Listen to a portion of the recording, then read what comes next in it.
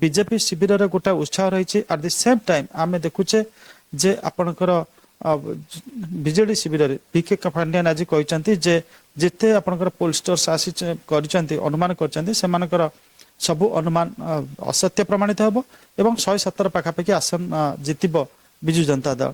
देखो exit poll गत काली आसी सारी से देखिए ओडिशा रे जो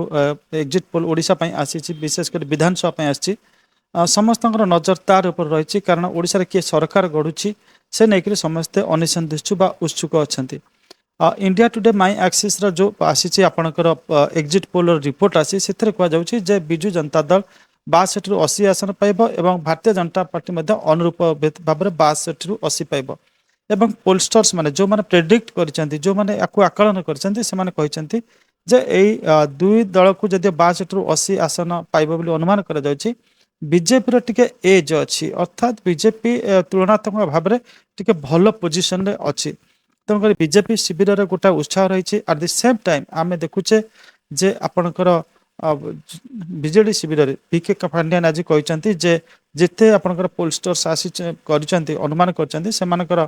सबु अनुमान असत्य प्रमाणित हम एवं 117 पाखापाखि आसन जितब विजु जनता दल। तो आसंता काली स्पष्ट हो प्रकृति में कौन हो किंतु गोटे कथा कहवा प्रधानमंत्री नरेंद्र मोदी एवं तांकर टीम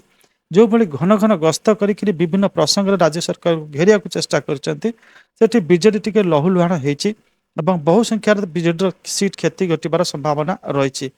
केते सीट केते क्षति हम ता आसंता काली जना पड़िबो किंतु गोटे कथा कहि परिबा बीजेडी जो भली गोटे कंफर्टेबल पोजिशन थिला से पोजिशन रे आउ नाही तार स्थिति दोहली जाइछि। भारतीय जनता पार्टी एक प्रकार आम कहि परिबा एठी गोटे क्लोज कंटेंडर बा गोटे क्षमता पाई गोटे दृढ़ दाबीदार हिसाब से बर्तमान आविर्भाव होबाकू जाउछि। तो निश्चित भाव में कहबा आगामी दिन में आगामी दिन में विशेषकर आसंता काली स्पष्ट हो ओडिशा राजनीति में कहार केते ओजन रही एवं किए नुआ शासन बसिया को जाउछंती। काली जदि मुख्यमंत्री नवीन पट्टनायक जितुछंती एवं आउ 75 दिन क्षमतार रही पारुछंती ताहले सी हेबे India longest serving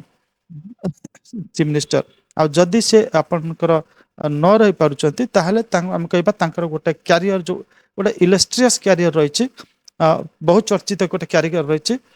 it will come to an end तार गोटे शेष हो तार जबनिका पड़िबो एवं ओडिशा राजनीति नुआ एक गुलारे गति करिवो।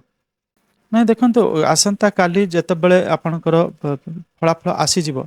सेठी स्पष्ट जना पड़िजिवो आपनकर 12टा गोटा बेले को जना पड़ जाइथिवो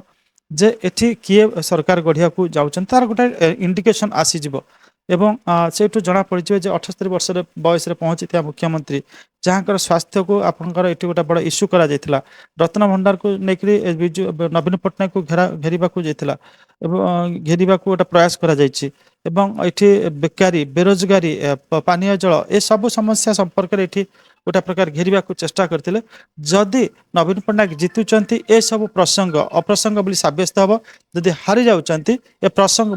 गुड़िक सठिक बोली साब्यस्त हम और नवीन पट्टनायक एक प्रकार राजनीति ये आम कह विरति घटव ना देखो एक्जिट भोटर्स मैंने भोट दे सारी